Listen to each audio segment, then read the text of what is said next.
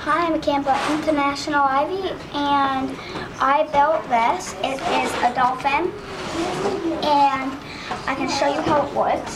So, if you press the orange button, and then press that,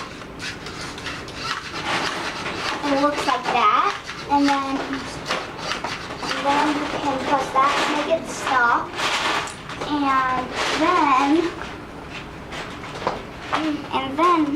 so we get a box that you have, let's see. like just tools in, and you have a computer that has basically like the directions on it.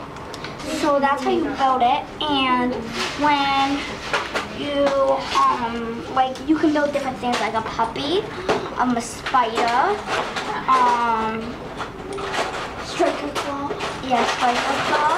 There was a mouse and trap. A dolphin. And honestly, if I had to say, I would think the dolphin's the coolest because I like the way the engineering works on it. Because like when you press this orange button and you hit this up top and put it upside down, it moves like that.